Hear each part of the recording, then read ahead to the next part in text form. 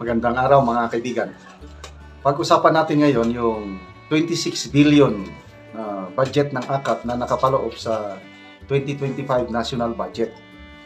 Nako, mayroon pong petisyon na naisampa sa Supreme Court na humihingi ng temporary restraining order ang mga petitioners para hindi ma-distribute itong AKAP na ito. So, dito sa ABS-CBN News, title ng article, Supreme Court Temporary Restraining Order Sought versus AKAP in 2025 Budget by Adrian Ayalin, ABS-CBN News. So, ang nagpetisyon po ang Juan Sambayan at San Lakas and other individuals. So, isinampa nila yung petition sa Supreme Court, I think 2 days ago. So, it's a petition for certiorari with prayer for a temporary restraining order.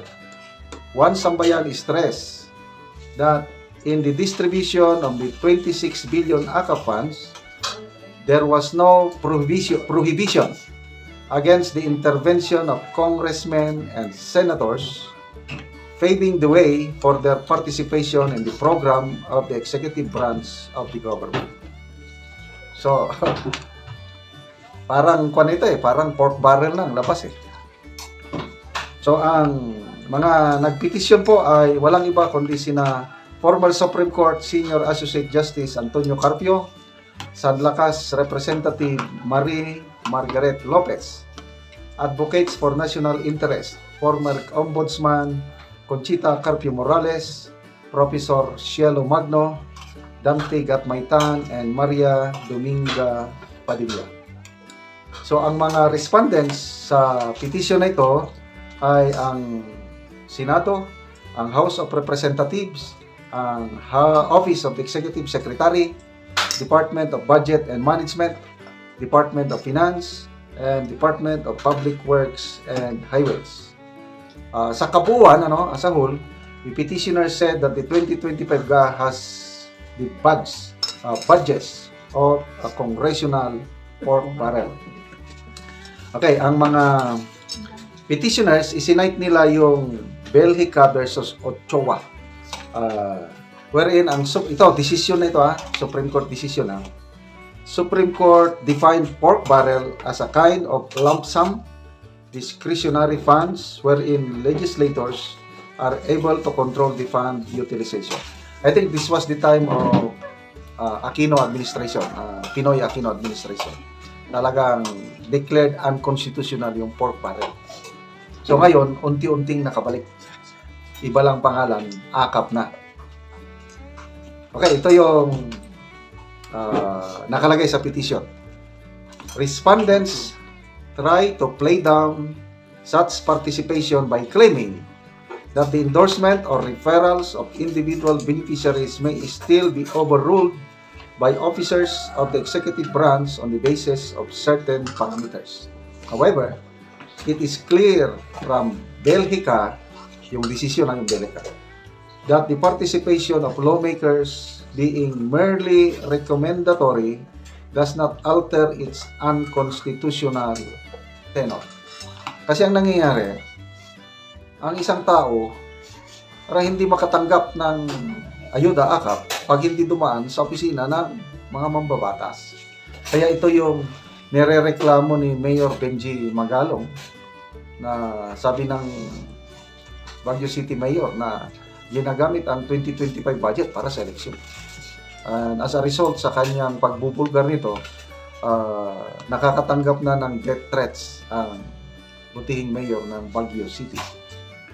Okay, so the petitioners further noted that Senate Finance Committee Chairperson Senator Grace Poe and officials of Department of Social Welfare and Development freely admitted that congressmen and senators can participate in the implementation of AKAP by identifying, endorsing, and referring the specific individual beneficiaries.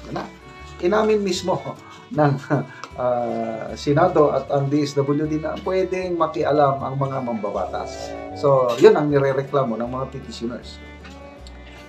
The petitioners stress that the Department of Social Welfare and Development had vowed to make sure that only those who are below minimum wage earners will be given AKAP. Evidently, through a glaring omission of safeguards in the 2025 GAA, Congress practically assigned to the executive and judicial branches of government such task of legislating the provision against the unconstitutional misuse of funds. Okay?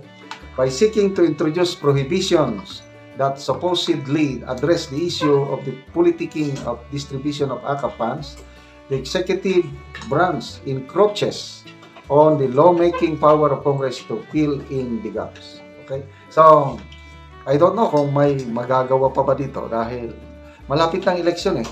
Ilang days na lang, 30 days, 1 month na lang. Eh, distribute sila ng distribute. Ito, kapapile pa lang. Eh, magsasubmit pa ng comments ang mga respondents. Baka pag natapos ng eleksyon, wala pang resulta ang petition na ito. But anyway, salamat na lang sa effort ng One Sambayan, Sanlakas at iba pang individuals na nagsampa kasi talaga naman yung pera ng tambayan, taxes yan, parang ipinamimigay lang na parang bumubuhos ang pera, gagamitin lang para sa eleksyon. Okay, salamat mga kaibigan sa inyong pagtangkilik sa ating channel. Nakakatulong po kayo ng malaki sa tribong Talandig ng Bukidnon dahil ang sweldo natin sa channel na ito is pantulong sa tribo. Namimigay tayo ng yero at pako para ma-repair ang sira-sirang bahay ng Talandig. Panoorin nyo ang video na ito. Huwag muna ni si tatay, ang natagaan ng gero. Tay, tagaan ng gero.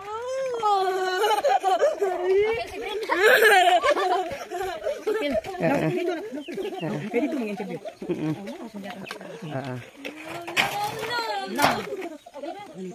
Lipay kayo siya nga natagaan ng sin. Oo. Oo. Huwag muna ni ang balay ni tatay. Huwag ni nanay. Huwag nga natagaan sila o gero. Maayo na yun ang ilang balay karon kay mag-atop naman sila. Kay tungod luoy na magud kayo sila ani og mag-ulan. Oo. Mag-atop na dayon siya karon. Oo. Oo. Og karon kol, unsa inyong maistorya kol nga matagaan na mo og tatagaan mo gero, maka-atop na mo, mawala na ning inyong atop nga bulsot na gid kaayo. Unsa inyong maistorya? Sa Ginoo og sa kuan sponsor aning Oo. Ang una gyud pasalamatan nato ang labong makagahom kay Oo. siya ang naghatag. Labaw pagid ang nag-sponsor aning Nagtabang. Salamat sa mi og labi na gyud nimo. Kay di man sa mi maka kung wala mo. Lagi kol. Kamo gyud mi kuan. Wala nga. So, salamat ko sa Ginoo nga dunay nakakita sa inyo nga sa inyong pagpuyo din ani nga inyong balay tulo na gid in taon. Pila na ni siya? 77 eh. Aw, 87. 87. Aw, 88. 1988. Naman ko'y bata nga 19. Abot na ni siya og kapin 20 ka tuig. Sobra. Una pa ni sa ilaha. 1988. 25 na meron. Kami pa Bensin ko na din. ni. Unya dugangan og 13. Oo. Pila? 25 dugang 13. So, 38. Oo. Katuig. Dugay na gid kaayo. 38 katuig. Lagi. So pila na day ay ang imong edad kol? 66 na po. Oo. So pwede ra day mag-angkol ko di sa ako magtatay kay bata-bata pa di ay. Oo. Sige. Muna ni. Salamat gid kayo. Oo, sige, salamat kayo. Kung nga ang grasya lagi di na to damhon ba? Oo, sa panalangin sa Ginoo. Oo. Kisa may magdahom gud nga. Oo. Sa una nakadawat ang ano, malang napod ni. Oo, so karon nakakuha na. Awa sila maapil. Unsa mo man sila maapil sa interview? Oo, so karon natagaan naman man yo ha. Oo, sige, magampo lang ta sa Ginoo sa panalangin.